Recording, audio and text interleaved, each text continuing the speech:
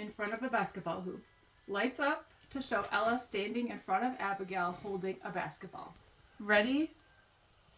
Final point. Sure.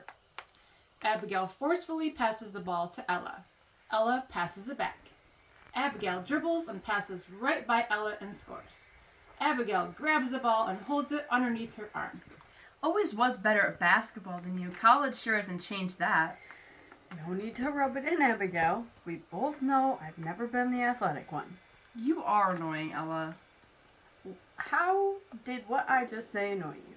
I am so confused. I complimented you and your athletic ability. You always just assume that I'm trying to rub stuff in your face. Would you just be happy for me for being good at something for once? Quickly drops the basketball and walks away. Ella sighs, rolls her eyes, and follows Abigail.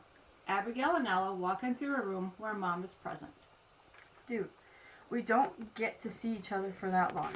We have to go back to college soon, so I really don't want to fight with you right now. What's going on? Oh, nothing. Just Ella being a jerk. What?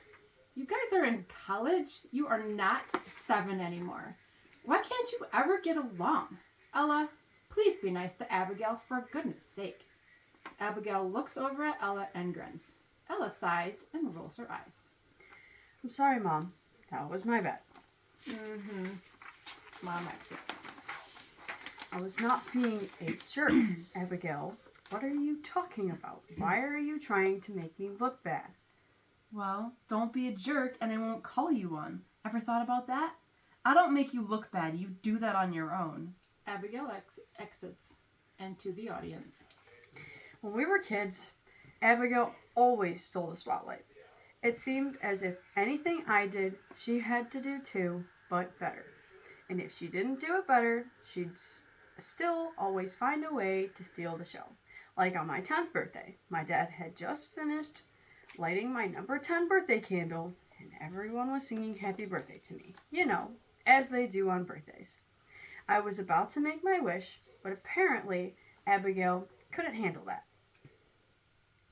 So she blew out my birthday candle on my birthday cake. I was stunned, and I figured everyone else would be too. But oh boy, was I wrong. My mom started smiling and clapping like she wanted Abigail to do that. Then everyone else started clapping too, because my mom had. The only one who didn't start clapping was my dad. I remember feeling him set his hand down on the top of my shoulder because he was the only one in the room that actually felt bad for me. Dad always told me to treat everyone with kindness, no matter how rude they are to me. So while everyone was clapping for my sister on my birthday, I smiled and clapped too. Ella rejoins the scene and exits to where her sister is playing basketball. Hey, Abigail. Sighs and rolls her eyes. What do you want? Rematch? I don't know. Please, we don't have much time together. Okay, fine. But I am going to beat you. Abigail passes the basketball in her hands to Ella. We will see about that. You may be surprised. I highly doubt it. First point wins. They play back and forth for a few seconds. Then Ella fakes Abigail out and scores. Yes. You cheated. What? I didn't cheat. You cheated. No, I didn't. And you know it. You're just mad I beat you. You're right. Maybe I am mad. You never let me have anything. You're always trying to outcompete me in everything. Like in school when you always had to get A's so you could get into some big fancy school. When I could hardly pass with a C so I could only go to some small irrelevant college. I'm trying to outcompete you? Did you really just say that? Have you ever taken a look at yourself? I have, for a matter of fact, and I don't see what you're talking about. Our whole lives, you have always been trying to steal the spotlight from me. You crave attention, Abigail, especially from Mom.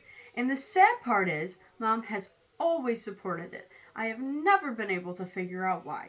She has always given you so much more attention than me. Jeez, okay. What got into you? What got into me? What got into me, huh? You have the nerve to ask what got into me? Oh, I don't know. Maybe the fact you and Mom have treated me like dirt my whole life. Maybe it's because Mom has always favored you over me. Ella, stop. Maybe, just maybe, it's because neither of you has bothered to care. Why, for all of these years, have I chased after a good relationship with both of you when I knew it wasn't going to change? But I still tried, didn't I? Neither of you has ever shown me you were proud of anything I have accomplished. I graduated top of my class for neither of you to show up to my graduation.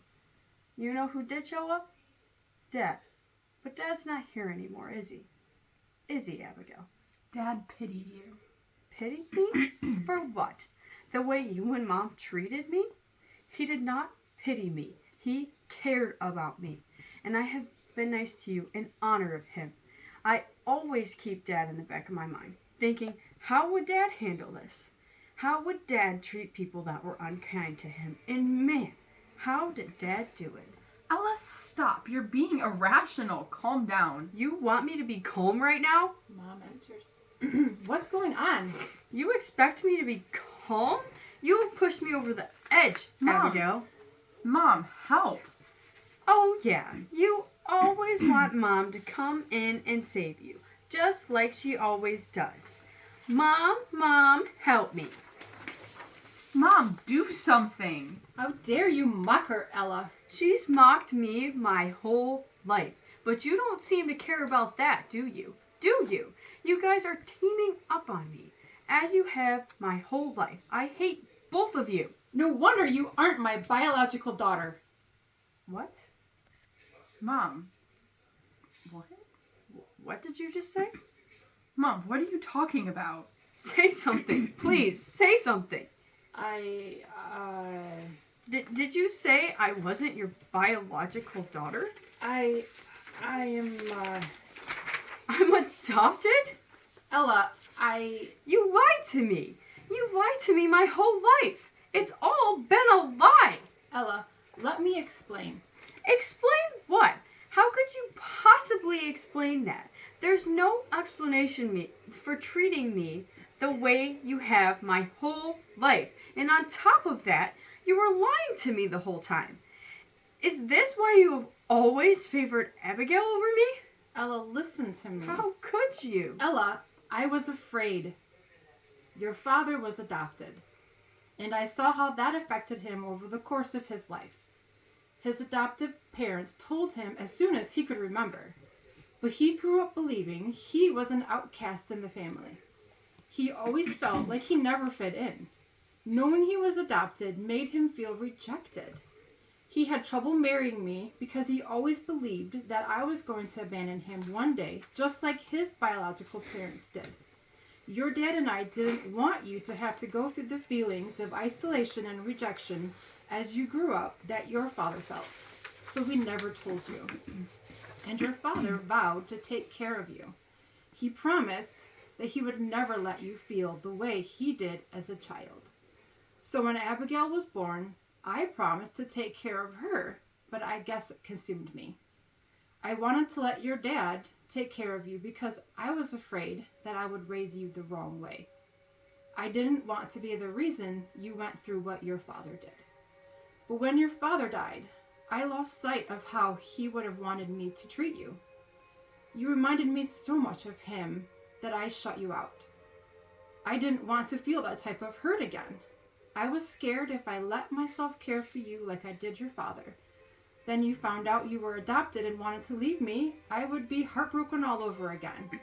But this time, without a husband or my daughter. And I'm sorry, Ella. I'm so sorry. I don't know what to say. You don't have to. It's okay. I just want you to know how sorry I am. Abigail, Yeah? did you know about any of this? Ella, I had no idea. Are you lying to me? I'm telling the truth. I honestly had no idea. I just don't know what to think of all this. You don't have to have it all figured out. I don't know how to figure it out. And that's okay. Ella sits and pauses before saying anything. Hey, Mom, Yeah? it's okay. What? It's okay. I I forgive you, Mom.